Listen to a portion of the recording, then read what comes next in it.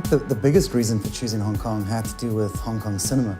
At the time we were watching a lot of like Hong Kong cinema action flicks and just loved like the action, loved the setting.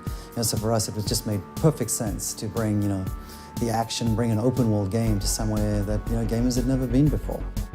Got this meshing of cultures. You've got the Eastern culture and the Western culture. The Western culture being the British involvement in Hong Kong, and how those two cultures have sort of been fused together over the past century and a half. It has really shaped that city.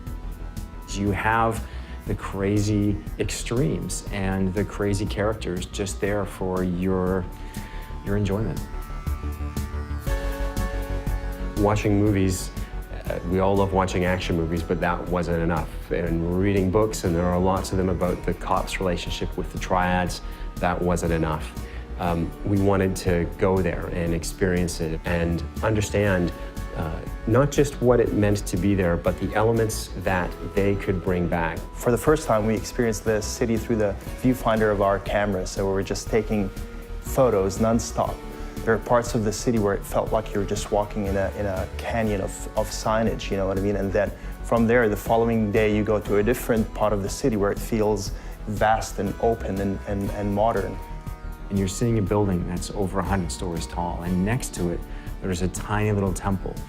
You see guys hanging out on a street corner who look like they were in a street fight, and they were triad guys who actually were in a street fight. The key for us about the triads and about Hong Kong was just how interwoven like the triads are into society there. It's not like there's a bad guy that you can point to the whole time. They're part of the fabric. We were really lucky to be able to talk to people on both sides, the police and the triad. We talked to a member of very high up, and I guess you'd call it the Hong Kong Secret Service. He was fascinating to talk to, just in terms of understanding what the threats were in Hong Kong. We talked to a couple of members of the triads as well, who took our writer into some very interesting places. He never felt at risk, but he learned some interesting things. We heard a story when we were there with one of our contacts driving around the city. He told us about a particular entertainment figure who, during his program, had said some rather nasty things about one of the local triad leaders, and that this guy was chopped. Chopped being the term of being attacked by a triad but left alive. No sooner had he told us the story than we drove around a corner and he said, well, there he is. And sure enough, there was this guy walking down the street who we passed who was years after the attack, but very visibly limping and very visibly maimed. Hong Kong has such a kind of chaotic and multi-layered architectural approach to it, which allowed us to do many new things with the way the player traverses the environment. We've basically taken the essence of the city, the essence of the lifestyle, and designed all of our gameplay mechanics around that so that we can basically embrace the culture, but also create an experience where players will actually feel like a, gangster. Hong Kong is an island, and what we did was create an island with 4 separate neighborhoods. North Point, which is where you start the game, which is more reminiscent of Kowloon. Central Hong Kong, very famous skyline.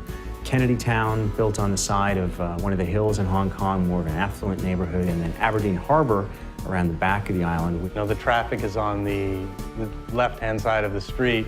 We decided, for the sake of authenticity, that we were going to go with that. We wanted to capture a bit of everything, because really what's unique about Hong Kong is its diversity, and we wanted to capture that diversity. And small things like the tiny alleyways, the cluttered alleyways that feel dingy, foreign, and threatening in some ways. Layers of signage and pipes and wires and hanging laundry. It's a bit overwhelming in the beginning, but then you start slowly getting adjusted to what you're seeing.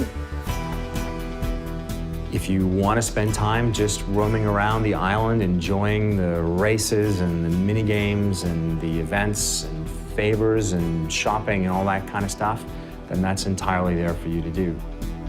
The final result is a city that feels authentic, but at the same time, it's fun to explore and to experience.